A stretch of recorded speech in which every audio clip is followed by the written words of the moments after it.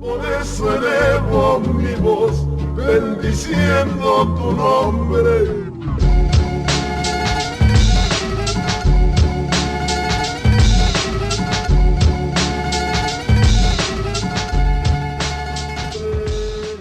I'm Jesse Prez, born and raised in Chicago. I grew up in Albany Park, and then family moved out to Jeff Park, and then my parents moved out to the South Side on 7th at the Pulaski. And then moved out to LA in almost about the end of 2016. I actually stayed for the Cubs, so I wanted to watch the Cubs win the World Series actually, so I stayed for that. Oh wait, so hold on, let's back up a little bit. So you grew up here, you went to high school in Chicago, right? What high school you go to? I went to Mather High School. Mather High School. Over on it's like Peterson and like Lincoln, or does that even coexist? But like Peterson and like the Lincoln area over there. And then I went to Bateman Elementary School in Albany Park. Went to Thurgood Middle School over by Irving Park. And then didn't go to college. I tried going to Daly Community College on the South Side. And then Try. What does that mean? Try. I failed miserably. I got kicked out of high school. Okay. That's why. So like I was a bad kid. So like got kicked out of high school and then tried to go to the Daly Community to get my GED, and then I was like, well, I don't want to do that. But then I was told that I can still get college credits without a high school diploma. So I tried, doing that, and just school wasn't for me. I just couldn't do it, Now, when you say school wasn't for you, what part of that, like of school, was that you felt like it just wasn't working? Yeah, I don't know. I think it was it was definitely more like the sitting and like learning aspect of all of it, right? Because like I can't, even to this day, I have a hard time like just sitting and trying to read a book.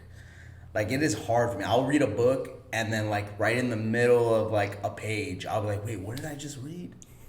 Yeah. So I've been trying to like, I'm trying to get better at it. So I've actually started getting into comic books actually. I've been reading comic books because they're like easy reads and they're quick.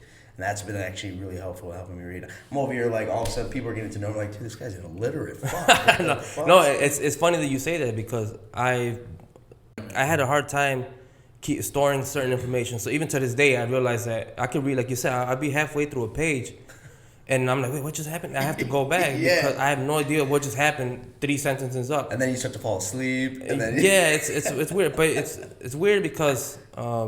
So there's times where I will get really into a book. Yeah. I'm obsessed and I read it, and there's times where I can't, I just can't. I guess it's like we take in certain information. I guess we take in what we want. People like yourself, where you will pay attention, you will focus on things that matter to you. Yeah, facts. I mean, it's all about exactly. Like I think for me for school, every class that I was in, I just couldn't get into it because I don't know. I guess I had an artist's mind since I was a child because like nothing, I couldn't catch anything's attention like in class. Like science didn't mean anything to me. History, I kind of was into history a little bit, but like math, like geometry and algebra, like I'm sorry, but when do we use geometry?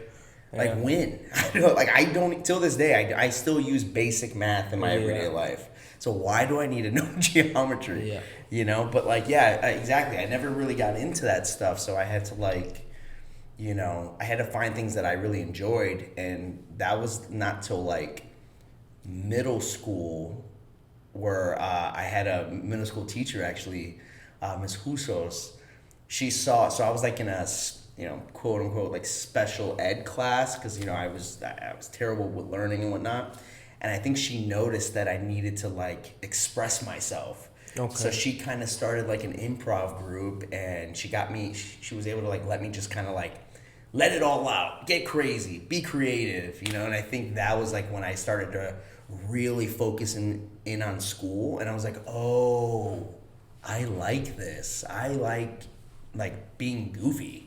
I like having fun. Like I'm able to focus and be creative and like move around and and because like growing up I was like in love with like Jim Carrey, the Three Stooges, you know, like stuff like that. Like I love physical comedy, so I always wanted to do it. And so when I had that opportunity in middle school, that just like, and that was able to help me focus a lot, you know.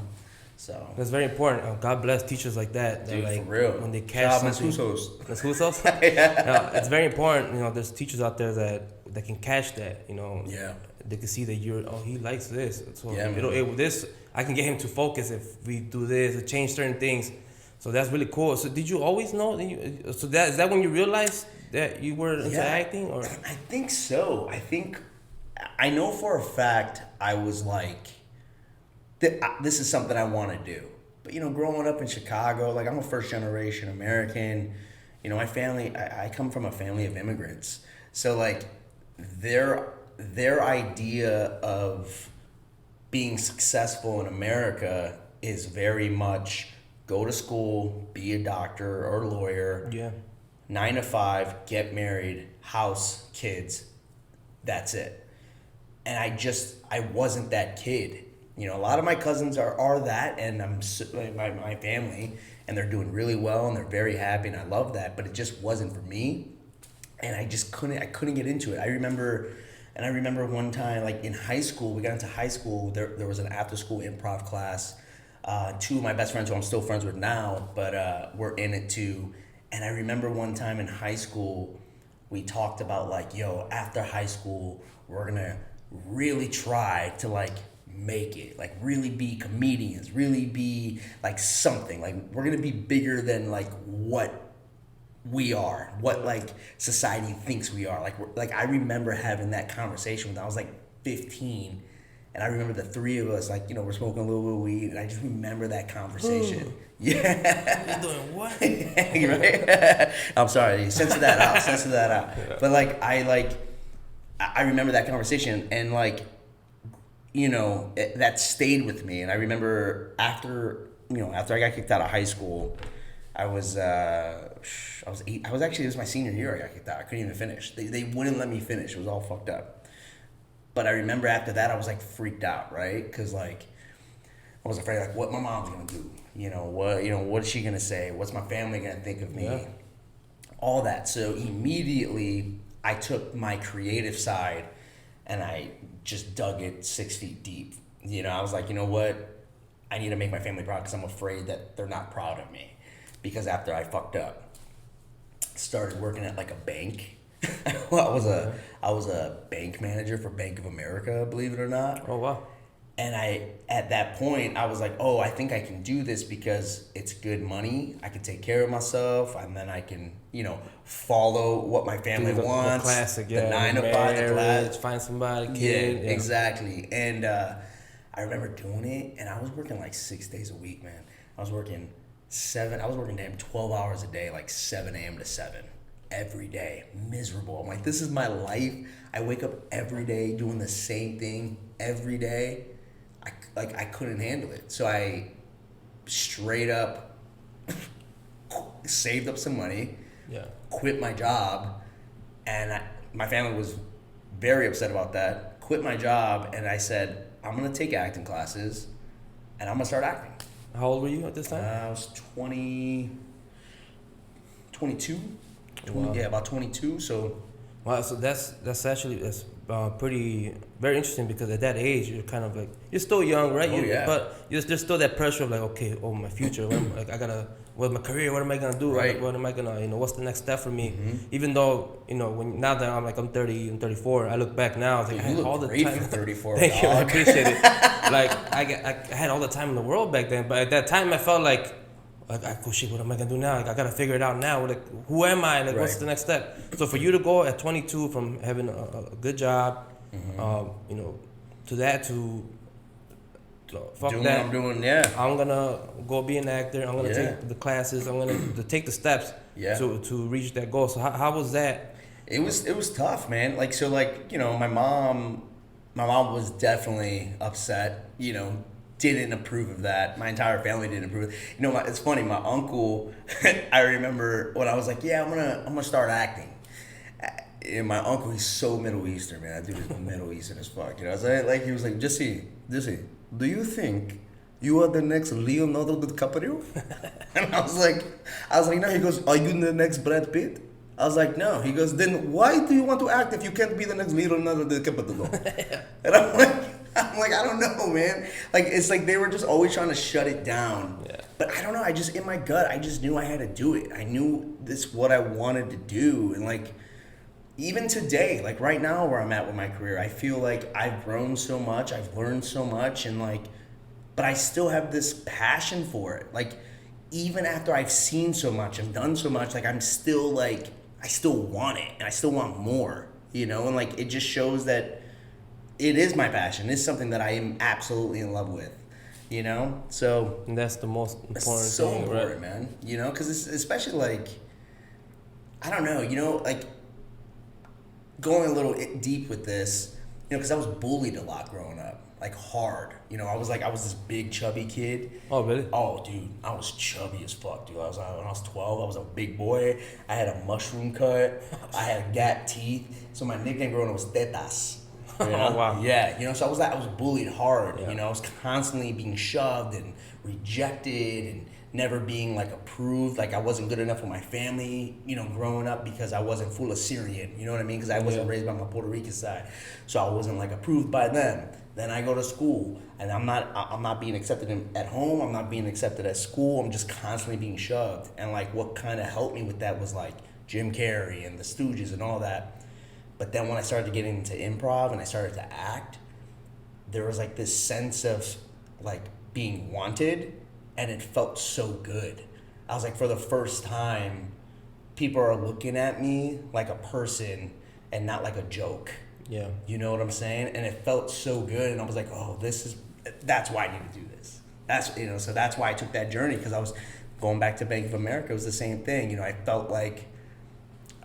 didn't feel appreciated. I didn't feel wanted. I felt like Just another person being used, being taken advantage of. And I just couldn't do it. You know, so now, like, you know, so that's why I did it. You know, I took the chance. It was a big chance. And I don't regret it, man. I would do it all over again, you know. And that's so what would you tell yourself, 22-year-old you, like now, you know, everything that you've accomplished, you know, everything that you've done to this point, what would you tell if 22-year-old came up to you and said, hey, I think I'm going to leave my job. I think I want to be an actor. Yeah. You know, what would you tell? Yeah, that's a great question, man. I don't know. Like I mean, I'd tell them to do it, and I would just say, just be patient, because there's gonna be a lot of bumps on the road, and just be patient. It's gonna take time, and most importantly, like as cliche as this sounds, be yourself, because I think for me that was a huge thing growing up, because I kind of grew up late. You know, I'm 36. Right now, I feel like my most authentic self, like right now.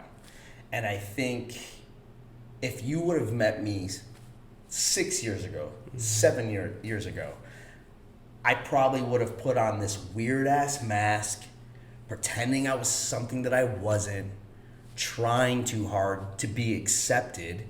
Yeah.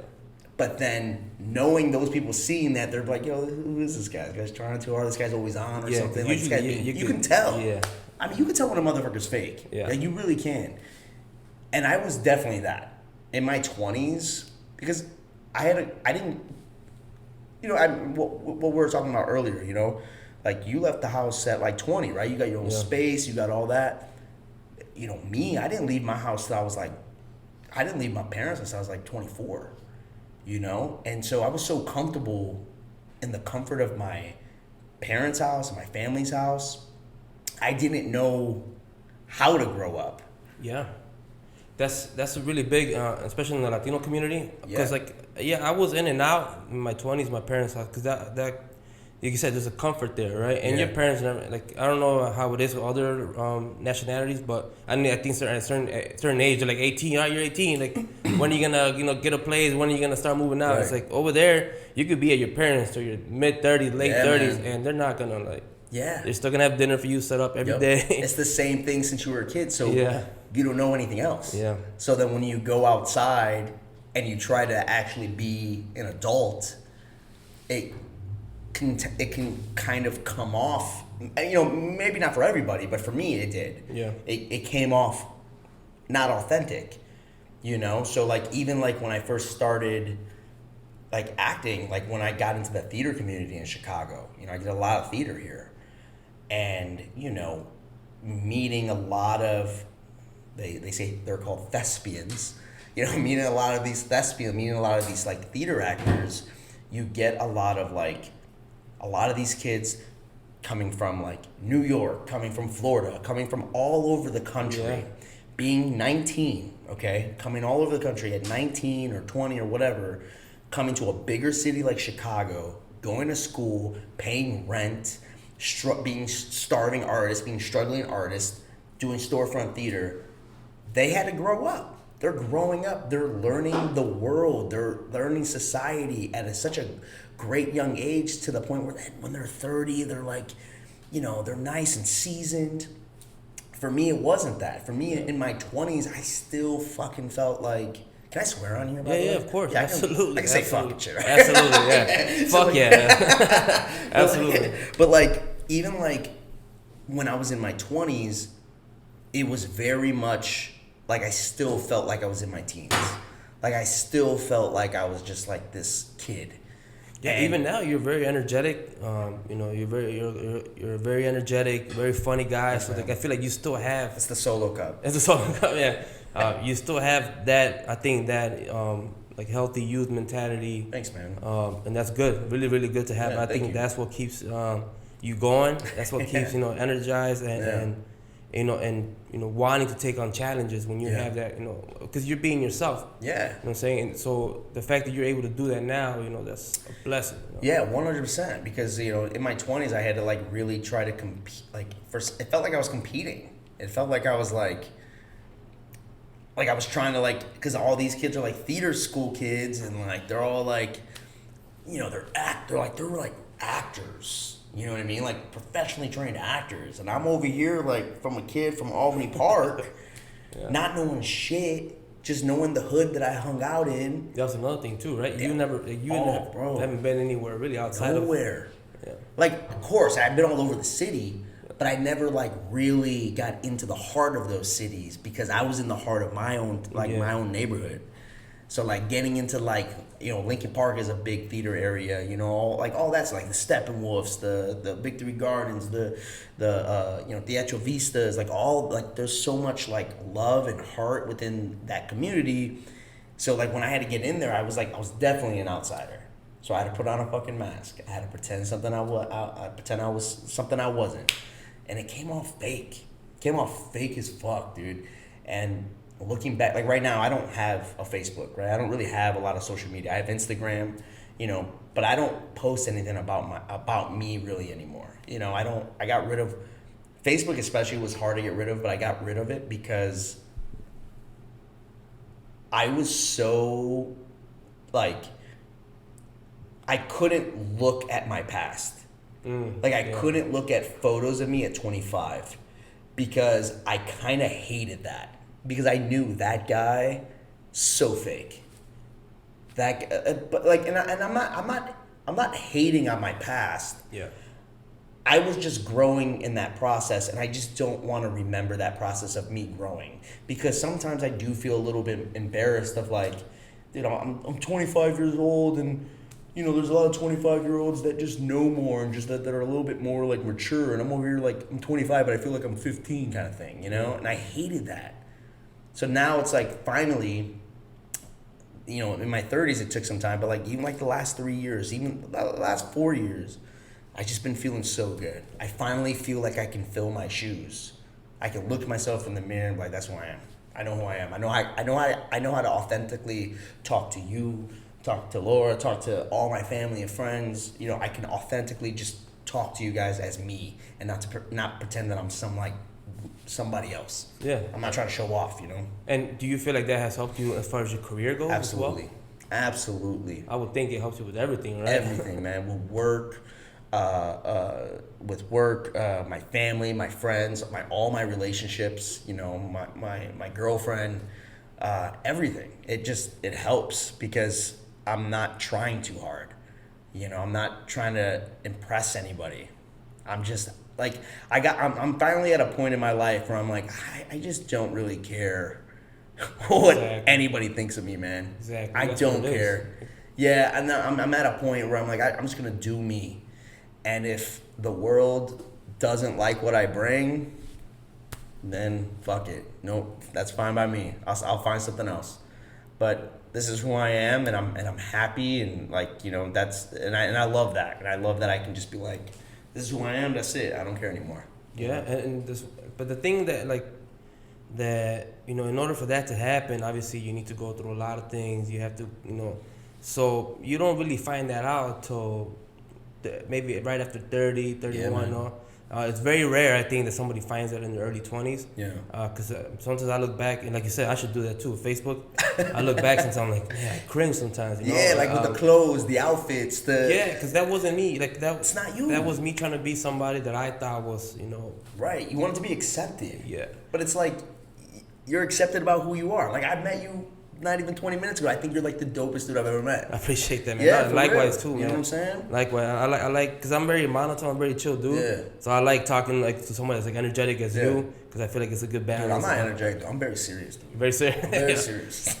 So when you started taking the classes, you quit your job, you stayed here in Chicago. Yeah. So So I got really lucky. So I got, and just to put a side note, in this industry, it's for sure about who you know and hard work, but a lot of luck plays into it. A lot of luck. So I got really lucky. So I used to take acting classes. I don't think it's around anymore. But the school was called Act One Studios. Okay. And it was on Ohio Street. You know where that big McDonald's is over there on Ohio Street? It was right there, like across the street in like this building. And I used to go there. And I remember I took like a scene study class, like an intermediate scene study class. And you get partner. I can't even say partner. I can't even fucking articulate what I'm saying.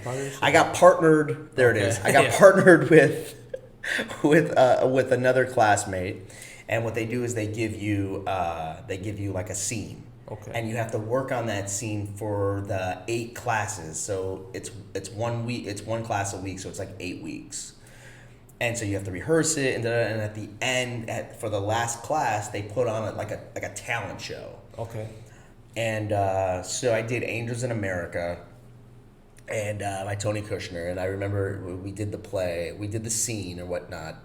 And one of the classmates that were there enjoyed my scene. And I got really lucky because he was like, hey, I have this agent that I'm with. I would love to like recommend you to them, Oh, wow. And I went, yo, that'd be awesome. And now remember, I am like 23, 24, just taking an acting class from Albany Park. I don't know shit. So like in my head, I'm thinking, oh, I got an agent. Yeah. I'm about to be famous. Yeah. So I got lucky with that. So he introduced me to his agent. I submitted. I had no credits. I had nothing, like nothing. I gave them a headshot and I gave them like a resume of like the acting classes that I did.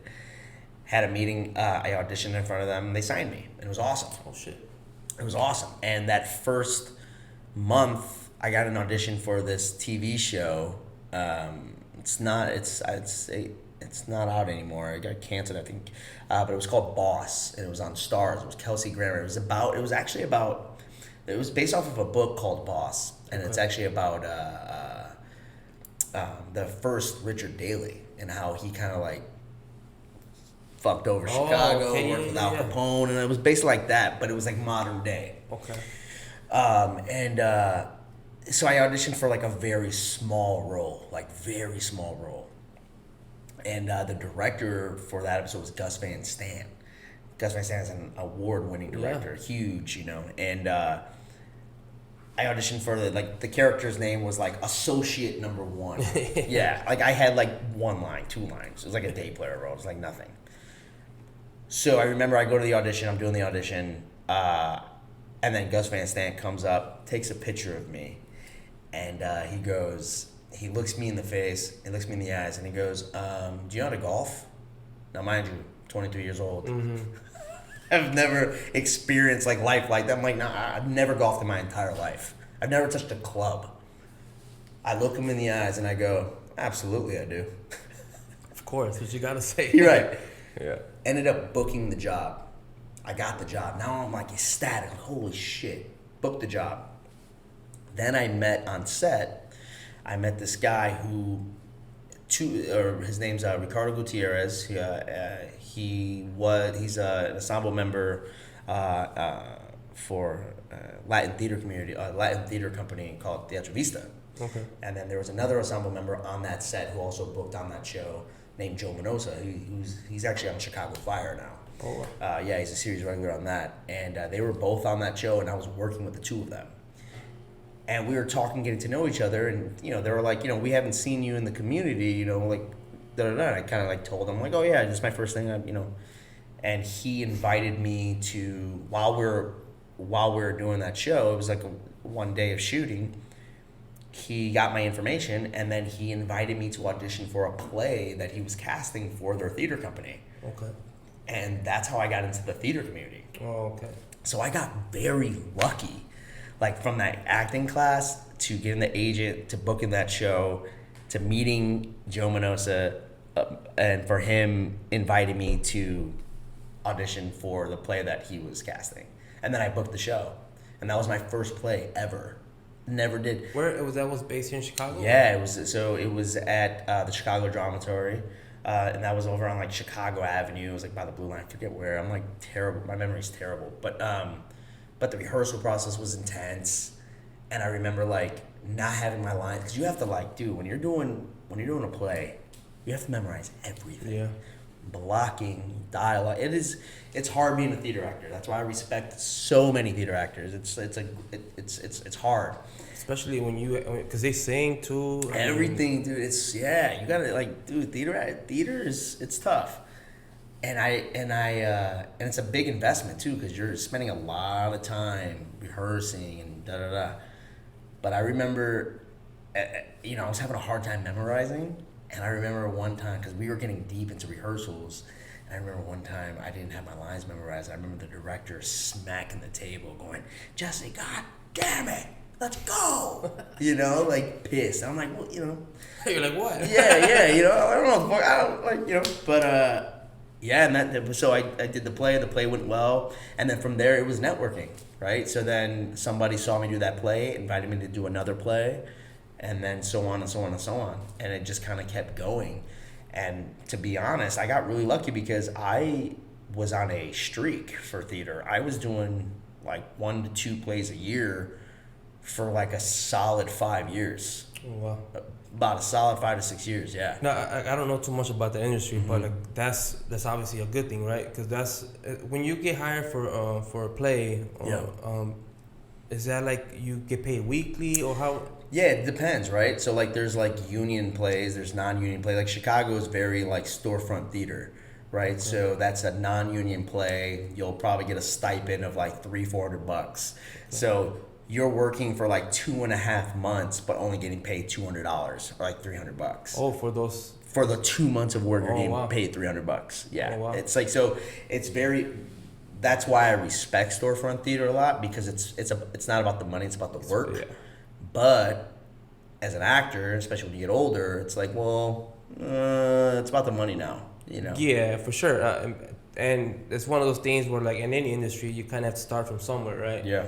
And the fact that that's you got to go through the mud, you got to go through the trenches, and would you say storefront theater is kind of that, like for when you want to get to a certain level, you have to go through this, you know? Yeah, to a certain extent. I know a lot of people that continue to just do storefront theater because for them it's about the work. They don't care about anything. It's about the work, and I respect those people. I respect a lot of those artists, but for me, I couldn't do it because this was all I had.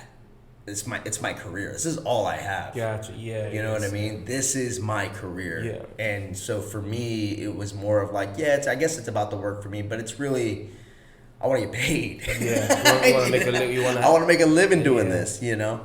So I did my last show in Boston. I did a show in Lowell, Massachusetts, and I just remember going, oh, this is my last play. I'm not gonna do theater for a long time after this play. What was it that? It had nothing to do with the experience. The experience was great. It was just more I was exhausted. I did a lot of theater, and I just so in 2016 I did my last play, and I was just tired. I was tired of doing the 2.5 months of rehearsal, 3 months of rehearsal, the 20 to 30 shows a week kind of thing, you know. I mean, it was less than that, but like it felt like that. Like I was doing like, oh yeah, because you guys were doing so many shows. We would do shows Tuesday through Sunday. Saturday and Sunday we do 2 shows a day, and like that's for almost for every theater, every play. And so it got exhausting, and I was already in that mindset of like, I think I'm ready to take that next level and go to LA. And then 2016 of April, I did that play. I finished. I did my last summer. I saved up money. I did my last summer in Chicago of 2016, and then November I packed up and I drove to LA. So during that time, when because I think luck always does help out a lot. Yeah. I think in anything that you do out there, but honestly, that wasn't luck. Like that was just like energy, Yeah. Energy and just being at the right place with the right people. There's no coincidence that that guy said, "Hey, I want to introduce you to my agent." Right. It wasn't just luck. I mean, it was everything that you've been going through, all the decisions that you've been making to that point that took you there. It's all that. You know what I'm saying? It's all that work, it's all that the energy that you put out. Yeah. That people they see that out. All these people see something in you. They're like, oh shit, I gotta take him over here. Yeah. You know what I'm saying? So like, it's definitely true. It's definitely about work too. It's definitely about like the work ethic and like being a good person for sure. Like that plays out of it for sure. I totally agree with that. Respecting the craft. Absolutely. Obviously, I can tell you love. You love acting. You love doing what you do. So that's very important too. Yeah, man. Taking it serious and like you talking about storefront theater. You have a lot of respect for that, for the grind.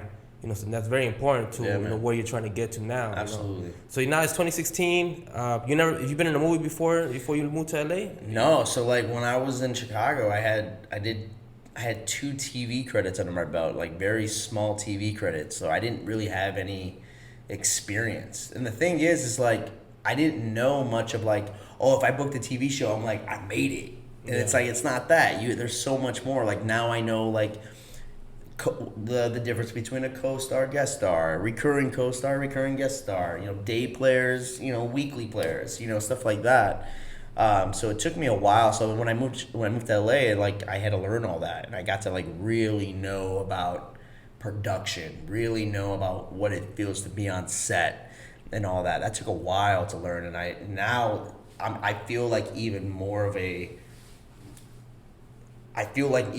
an artist because like I know theater, I know production, I know behind the camera, I know in front of the camera. Like I learned a lot in LA, and I appreciate LA. I love LA. That's my home now, dude. Yeah. LA, dog. What's up? 91601, dog. Yeah. So, what was your first gig when you got to LA? Oh man,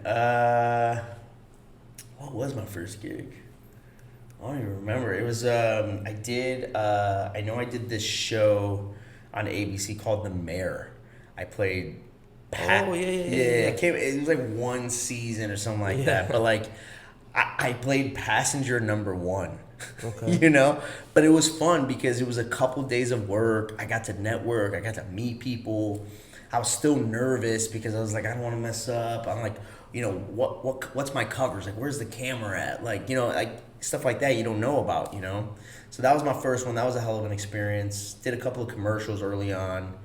And then, and then I kind of like wanted to go a different way with my reps because I felt like my reps. It's funny, man. This industry's interesting because I feel like they stereotype a lot. And like for me, because I'm bald and because I'm brown and because I'm a Latino. And the thing is, I don't ever audition for Middle Eastern characters. Ever. Because for some reason, casting in the industry don't look at me as a Middle Eastern. They have an image of what a Middle Eastern looks like, and I don't fit that. And I think that's so fucking fucked up.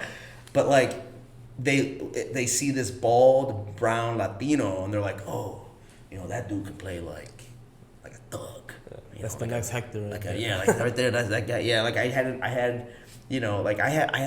so many auditions like that before, like Thug #1. Oh, really? Victor the gang man, the head of the gang, or all those. I audition for those all the time. I feel like there needs to be more. I mean, we're kind of going off course, but like I feel like for casting, I think there needs to be more diversity in casting, because it is. I mean, granted, I think casting does a great job. They do well, but it's just filled with a lot of like white people and like white women. Yeah. And and nothing against it. It's just that if you add a little bit more diversity into that room, I think you can start finding some really good new talent. And it's getting there. It's starting to change. But like still, majority of it is filled with just like white people, white women. And it's like, I can be a fireman, I can be a cop, I can be a doctor, I can be a lawyer. Like why does my look speak so loudly of like, oh, because he's bald and brown, he can't be a lawyer, or he can't be a law student, he can't be a doctor, because all doctors have hair. Like a great set of hair. Yeah, I guess all doctors just have a great set of hair. All blonde and blue eyed. Right. So yeah. So how did you realize that event? Or did you feel some type of way? Like, when did you kind of realize, damn, I'm being typecasted? Or because you obviously want to do more than just be the certain role. Yeah. So how do you get yourself, or what steps do you take towards making sure that doesn't happen to you? Yeah, I mean, it's still growth, right? I'm still growing and figuring. Like, I will say what's helpful is, because I like what we just talked about, is like I'm starting to really know who I am now. So I am and because I've been doing this for over 10 years, I am more selective about the projects I work on. Yeah. So if I am working on something that it is a stereotype character, if the dialogue is great and meaningful, absolutely give it to me. Yeah. But if it's like one line telling me give me your money, fool, I'm good. I'm good. Yeah. I want something that has like purpose. So it just took time for me to grow as an artist and as a person in the industry. Yeah, to respect yourself, right? Absolutely. And that's hard, man, because in the industry, especially with reps and stuff, they'll send you an audition and you don't like it and you don't want to do it. And then you go, hey, I don't want to do it. They don't like that. Reps hate that. A lot of reps don't like that. So what's the job of a rep? So like an agent, so what an agent does is, like, there's an agent, there's a manager, right? Managers are more personal. They're more like your friend. They're more like help guide you and be there for you and whatnot. Agents are more about like the business aspect of it, the contracts and all that. Gigs for you. Like, managers can find you gigs too, but the agents are like, yeah, we have the relationship with the casting. We're gonna submit you, and when they submit you, when you get a call, it's an honor getting an audition. A lot of actors don't think about that. They don't think that when you get an audition that you're one of the privilege that got selected. Yeah. Because the amount of submissions that a casting director will receive. So like a casting director will send so what happens is their client is like this production company working on this TV show. The writer has these breakdowns of each character, and then they'll go to the casting office and they'll be like, hey, we want a certain type of person to play this role, and this role. And then what would happen is then casting will send that breakdown to all of the agencies, either in LA or Chicago, all over. And then you got agents from Chicago, New York, LA, Atlanta, like the bigger markets, submitting to that one casting director for those roles. So they're getting hundreds, if not thousands of submissions. So by getting picked to audition, it's an honor and a privilege. And that's something that we have to always kind of learn, but at the same time, not be taken advantage of. just because I had the privilege of being selected doesn't mean I should do the audition. Yeah. Because if the audition doesn't make me happy, and if the role doesn't make me happy, and if the role is not good for me, if I don't appreciate it, then unfortunately I'm gonna pass. And I had to learn how to balance that, because at one time I was like, oh my god, I got an audition, I have to do it. Yeah. Now I'm not like that, because again I've gotten older with my career, and now I'm like, I know what I want, I know what I want to do, and if I have to sit and wait a little bit longer to find those auditions, then I'll sit and wait longer. You know what I mean? Yeah. And so are you still with the same agent from Chicago? Oh no, dude. Like, yeah, I've been doing this for over 10 years, and I've had so many different agents and managers. Now my reps now that I have, I just have a manager in LA, and I love them. You know, I think for the first time I have a manager who like sees me for me. And I thought that was so important. Like when we had our first meeting, it was very much like, this is who I am, this is what I'm bringing to the table. And for them to just see me and be like, yes, I see you, I agree, I want to do that. Let's build off of that. Yeah, we can work with that. Oh man, dude, it felt so good, because for the first time, it felt like, yes, we are a partnership. You know, sure, you work for me, but like, we're a partnership. I don't work for you. I'm not like, you're not my puppet master. I'm not some puppet. We want to build something. Exactly. You know, you're not just gonna submit me so you can get a quick 10% commission. Fuck that. Let's look for something bigger and better. You know, so for the first time in my career, I finally have reps that see me for me, and like, it makes me very happy. Like, I'm not afraid to say no to things. I'm not afraid to, you know, because for a long time I used to be afraid, man. Because you trust them, right? Because when they give you a certain job or certain work, you feel like they understand you and they respect you, so you'll be quicker to say, yeah, let's do it, because you have trust with what they're giving you, what they're putting in front of you. Yeah. So for auditions, I always thought that must be nerve-wracking, man. It's scary, bro. Because there's people right there, right, watching you. Yeah, and man. They give you a line or a certain monologue. Yeah. And you have to, boom, right then and there. It's scary. So like now it's a little different now. It's very much self-tapes now. So like, you know, instead of going into the casting office, you'll do the audition yourself at the comfort of your home. Oh wow. Which I love. Yeah. I know a lot of actors that don't like it. They prefer to go into the office and meet the casting directors and kind of build a bond and whatnot. But for me, I had a hard time going to the casting offices, man. I'm more successful through self-tapes than I am going to casting offices. Okay. Because when I used to go to casting offices, like what we're saying, like for auditions, oh man, no matter what, if I'm auditioning in front of somebody, and if I'm acting in front of somebody, no matter what, nerves, shaking, scared. I don't care how confident I am I'm terrified. And a lot of it goes back from like growing up, being rejected, being not wanted. Yeah. You know, and I intrusive, like really bad, unwanted, intrusive thoughts of like, these cast directors hate me. They're looking at me. One is on their phone, and the other one's like on their computer. So my ADD kicks in. I have the lines memorized, but now all of a sudden I don't I don't have the lines memorized. That's the worst. It's the fucking worst, dog. Oh, I did music for a bit, right? So I performed in front of stage, and like I felt so confident. Okay, I'm gonna kill it tonight. Yeah. I'm on stage, like I don't know any of my lines. Holy shit! Dude, but obviously, man, and then you were around like probably like a bunch of a crowd of people. Yeah, man. So, but like once it's go mode, once it's like, boom, the song's on. Blackout. Same thing with you. Okay, go ahead, action. It's like everything just comes back. Yeah, agree. Everything just you black out. You just do it. Yeah. It's very interesting, man. Yeah, it is, and like, but for now, it's like, you know, now it's more like, I prefer the self tapes because I can take my time to work the lines, and then I can also like do a bunch of takes if I need to. Yeah. If I need to, usually I don't, but if I, I'll take like an extra third or fourth take just in case, But yeah, it is nerve-wracking. It's funny because like even like auditioning is scary, but when I'm on set now as an adult, like now where I'm at in my career, I go in there knowing what I got to do.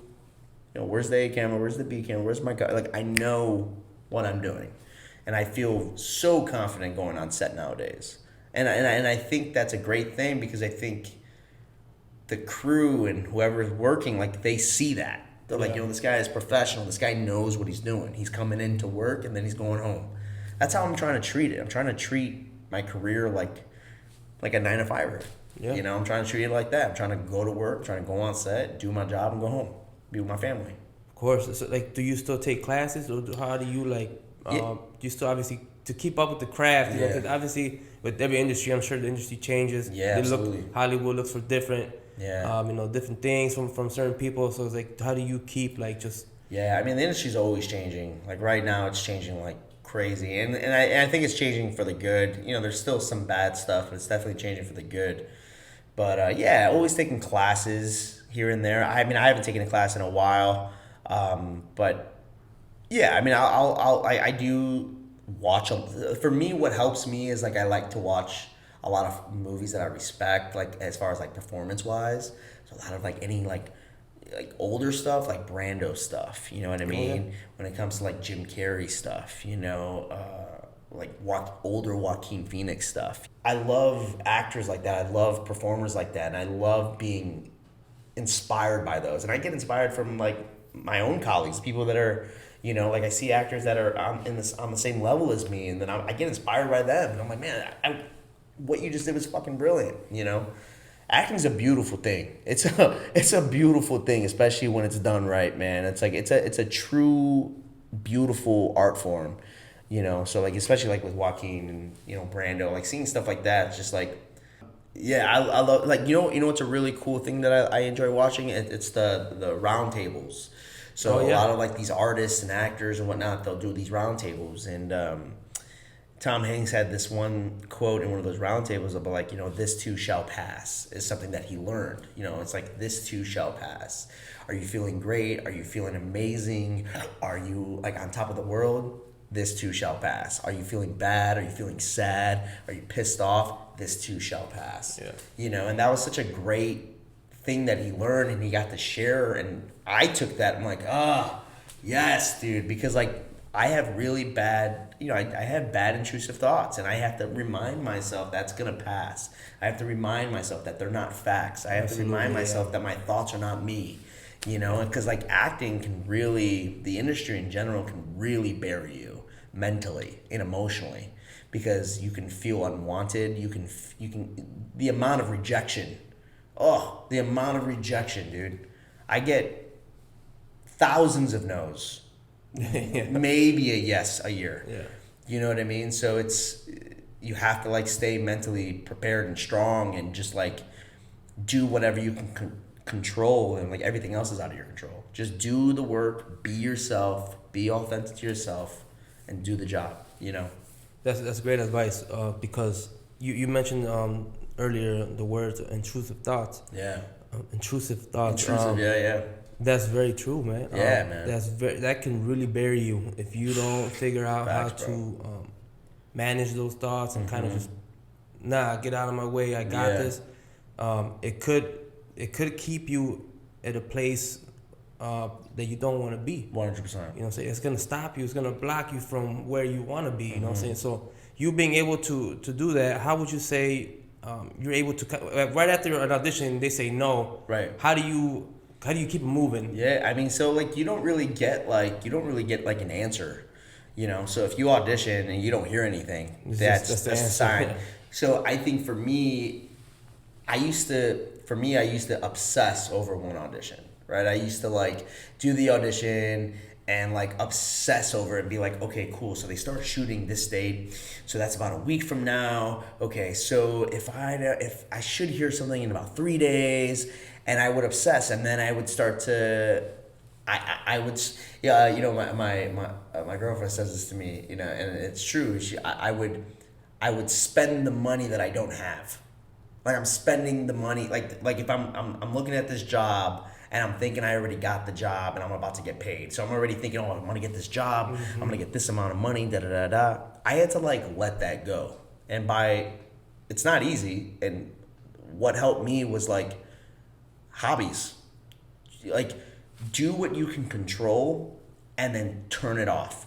go outside, go work out, go do it. Like for me, the hobbies that I'm doing right now is comic books.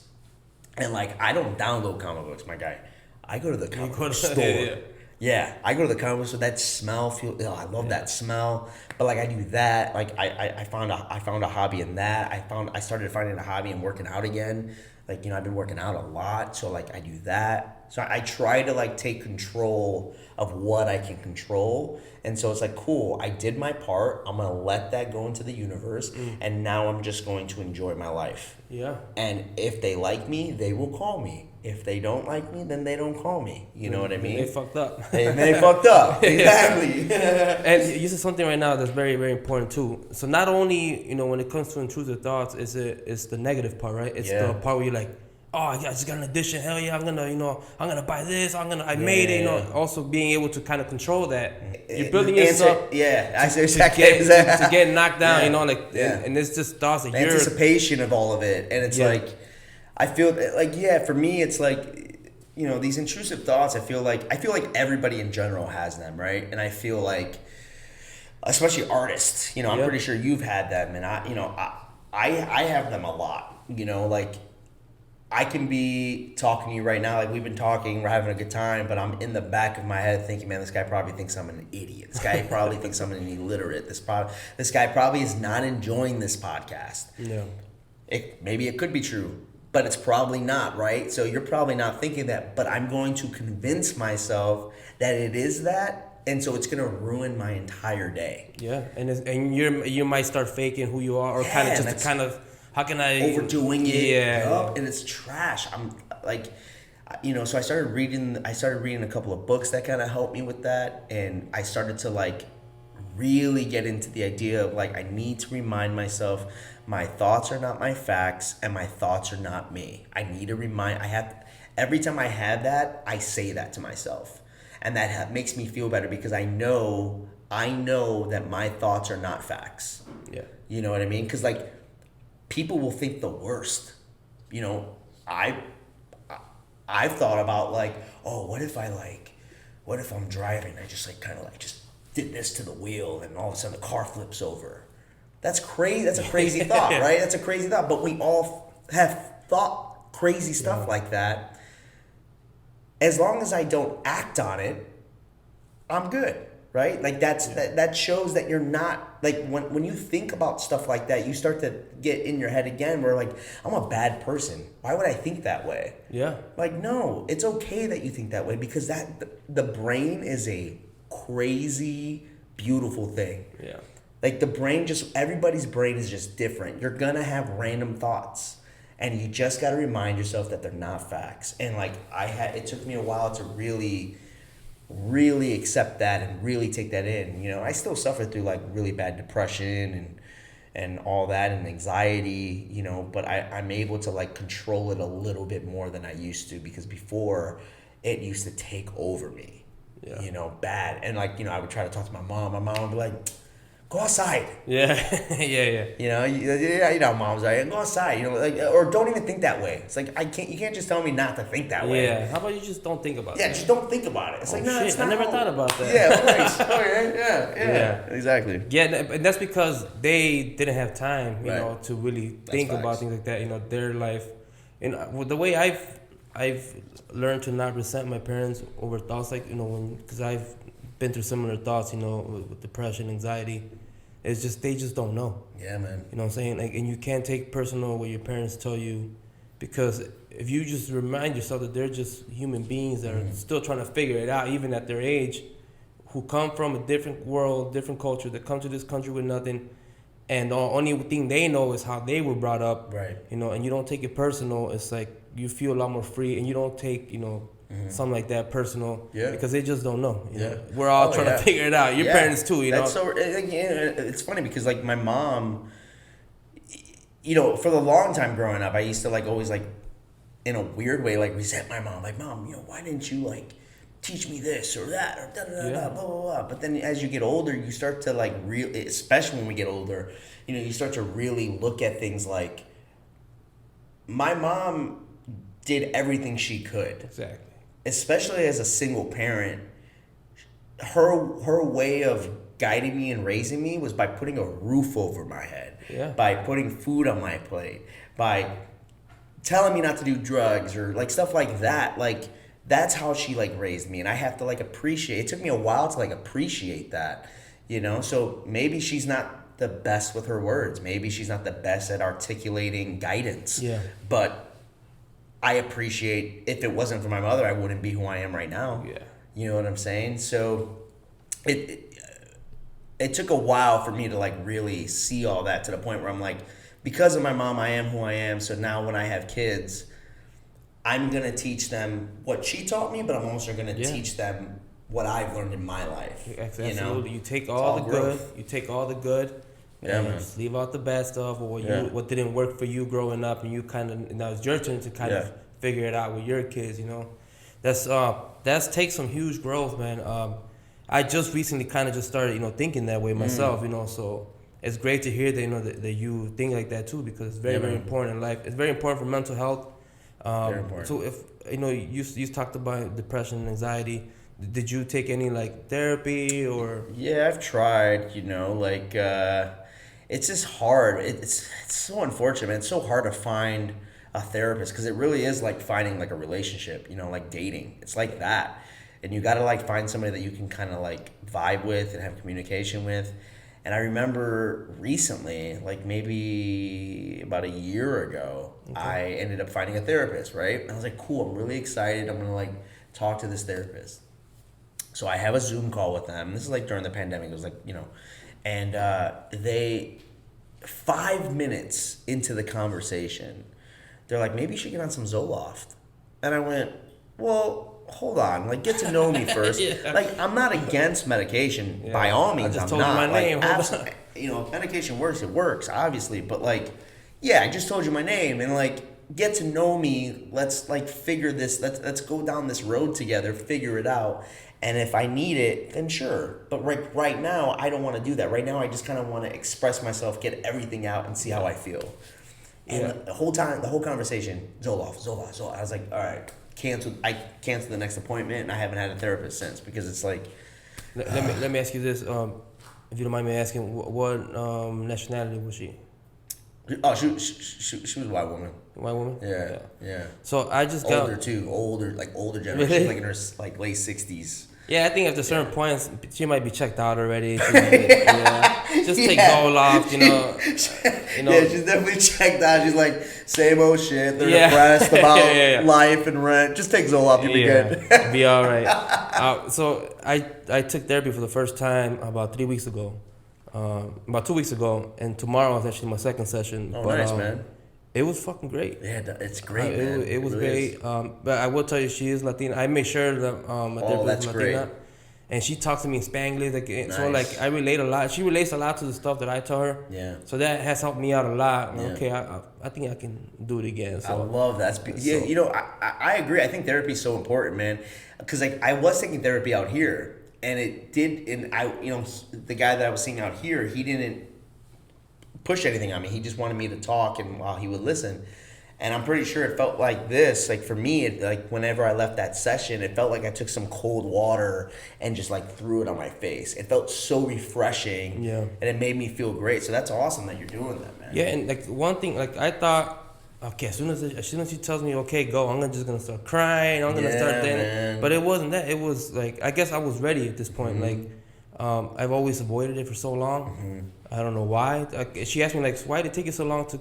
I'm like, I don't know. I have no idea. I was never told growing up. That's but facts, at some point, like we were just talking about, you can blame the way you were brought up for so long, for only so long. You know what I'm saying? At what point does it become, oh shit, I should just do it. Stop pointing fingers. Exactly. Yeah. So I'm glad I did it. So it's awesome. I'm happy you did it, man. I'm happy that you're in it. It's cool too, because it's like, it's funny because that you're saying about like what the family didn't teach us that like because I think that's a real thing too, where like especially like being raised in an immigrant household, it's not more of like let's talk about our feelings. Yeah. It's more about like put it deep inside you and just work. Yeah, because we gotta work. We gotta get up early tomorrow. Yeah, I hate that. Like that's the worst thing you can do.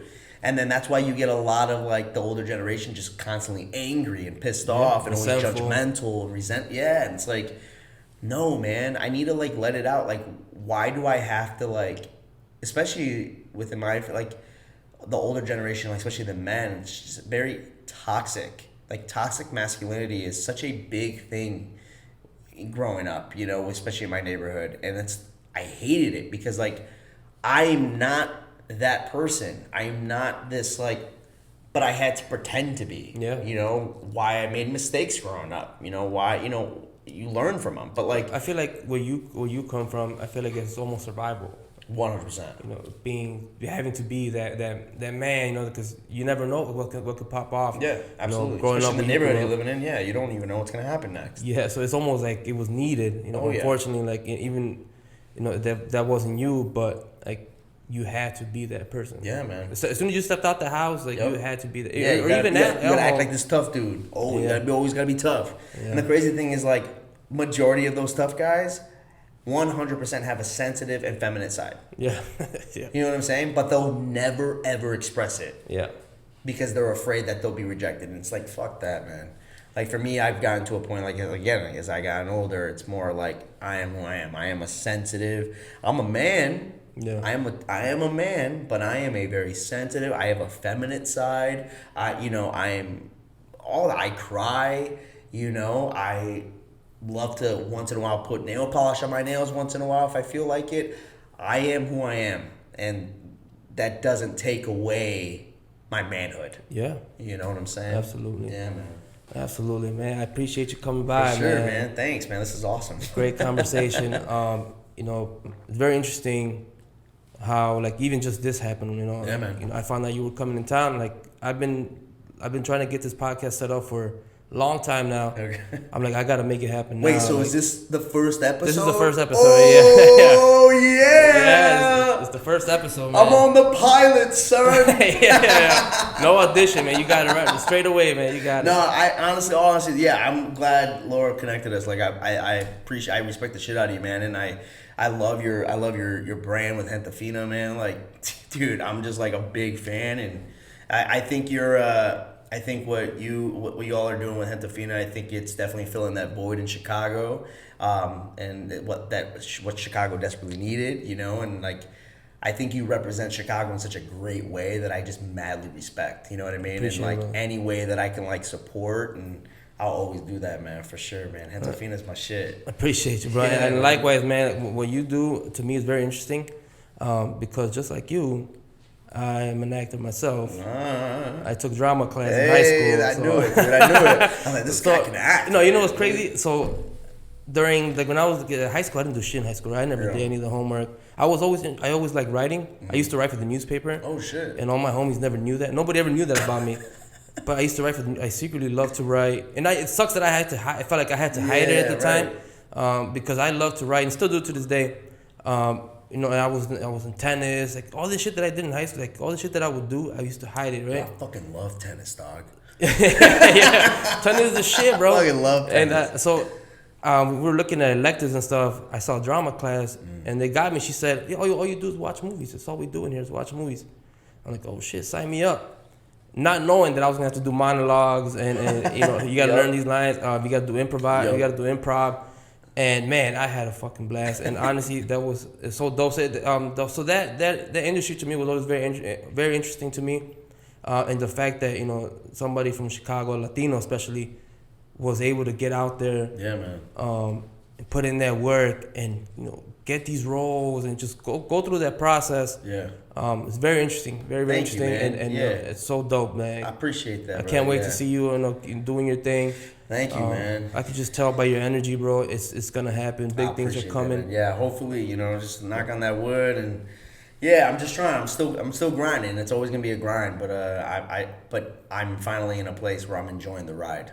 One last thing, if you could, you know, tell that one young kid from Chicago that wants to be an actor, what would you tell him right now? Just if you really want to do it, go to school, man. I know that's cliche, but like, there's so many great theater schools out there. So continue to grind, take after school classes.